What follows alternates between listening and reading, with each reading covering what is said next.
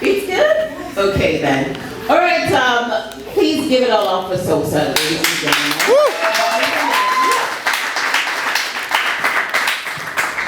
I want to say a big thank you to you, Sosa, for inviting me here today. She reached out to me sometime in February, I think, to tell me about this. And the moment she said she had this event coming up, I was like, oh, count me in. I'm there, because I never ever take for granted any opportunity to be in the room with people of, my skin color, people who understand my English, people who understand my Afrikanism, and people who I share some common values with. So it's great to be here. And again, things have changed. When I arrived in Vancouver in 2012 for my program at UBC, I could count the number of Black people I saw on campus. And, commuting around town, you felt like this loner and everything. But now it's, I look around, I turn here and there, and it's great to see people of color. It's great to see Black people, people of African descent who are around me, and I'm always, always happy to be in the midst of them. And that leads me to my topic. We're talking about the modern African woman, and it all ties into how far we have come today. Tonya wanted me to talk about myself. I'll just say something brief because I think most people have this flyer. But I'm a broadcast journalist who's, in the course of my career, I've practiced in Nigeria, which is where I'm from originally. I have also practiced in the UK with BBC. I worked with BBC for a while. I've lived in Houston by virtue of marriage and my husband's posting. I also did practice my profession in Houston, and here I am here in Vancouver. Upon arriving in Vancouver, I joined Roundhouse Radio, where I met Tonya. And of course, the two Black people in the newsroom. You can imagine what it's like. You always have to tell a story. You want to bring a different perspective to the conversation. You want to make it more dynamic. You want to share your experience with people. You want to educate people. And that's something I never, ever take for granted. I'm always happy to do it. And Roundhouse went under, and today I work with Global News. I work with the national desk, and it's a pretty exciting experience all through my life. I've been in broadcasting for about 20 years, and I did start very early. So today I want to talk about change, how we can inform change, social independence and economic development as women, as African women. And this, I would say, the number one thing for me is about networking and connection. Always looking out for opportunities to connect with people. And another reason when I was told about this, I said, hey, I'm in, because I want to meet people. I want to always talk to people. I want to tap people's brain. I want to hear from them. I want to know, how can we tell our story? How can we give our own narrative, right? People have always been there telling our stories. And it's not because they want to tell it in a casual way, it's just because of what they know. They've heard just one side of the story so far. So we are here now, we have come a long way. I think it's time for us to do this. And it takes me to, as an African, I'm always I back up my conversations with proverbs, right? A tree doesn't make a forest. Yeah. We cannot do this as a loner. We have to do it as a group, as a community. We have to do it as people together, and that's talking about the fact that it's going to be harder for you to break a bunch of sticks. It's easier to break one. So how do we connect with people? I think we have to first know ourselves and where we come from. We have to understand our history, understand our story in order to be able to tell someone. How do you tell someone something you don't know?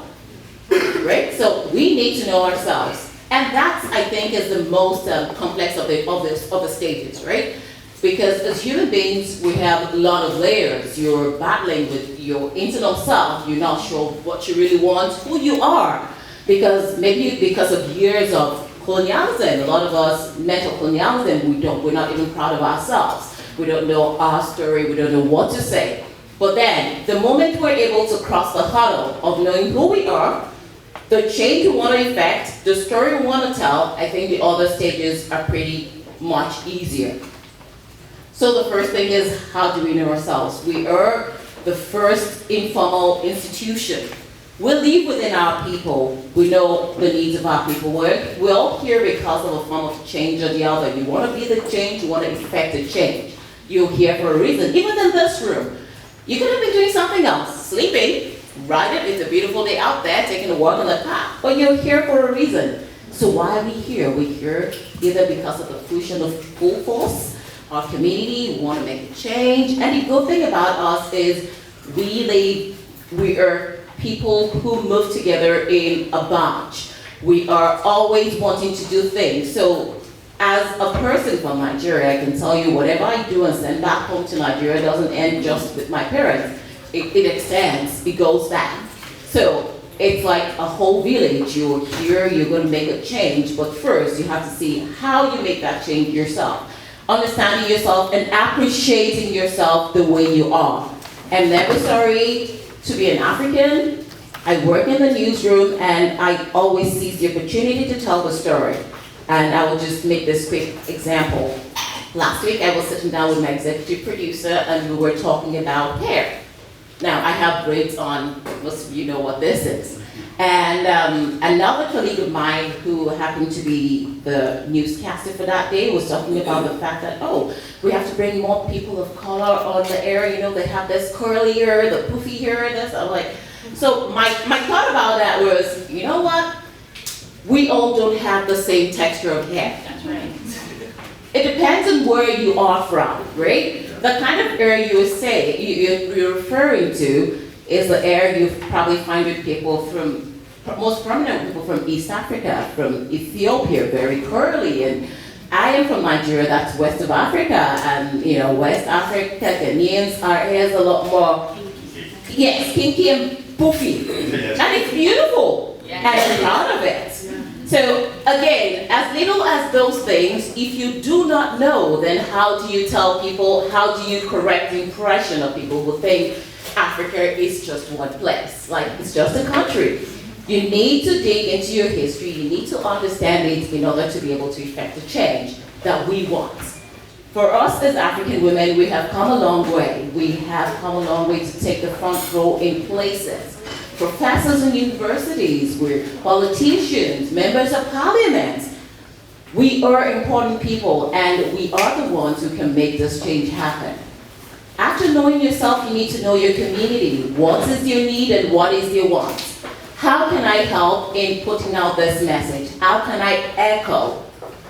That is what I do a lot. There is a carnival coming up called the African Diaspora Festival. I'm not sure if anybody around here has heard about it or attended it before. This is going to be my first year attending the event. But all along, while working at Roundhouse Radio, I've always tried my best to make sure that their voice is heard. I come up with interview opportunities for them to talk about this event. I'm here at Global today. I'm already plotting ways to publicize this event.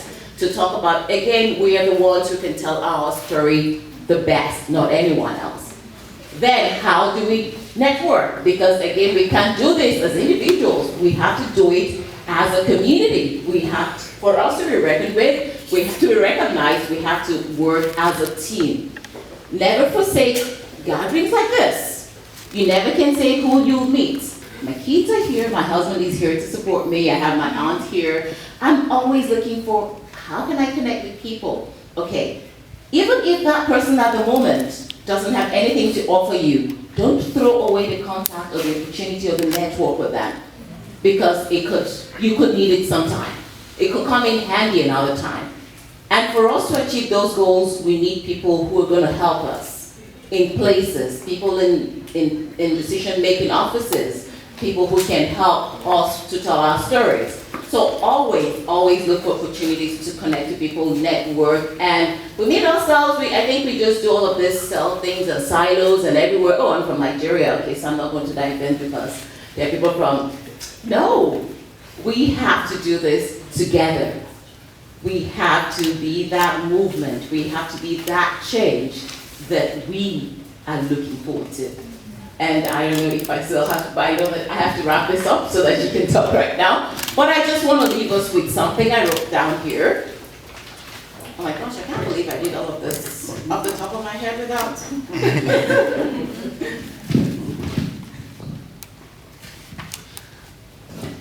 So I'll just leave us with this, and it's just another proverb that, you know, I wrote down. It says, for us to be able to make any change, if we want to go quickly, you go it all by yourself, right? You're in a hurry.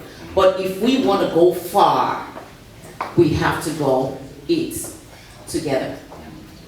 Thank you very much.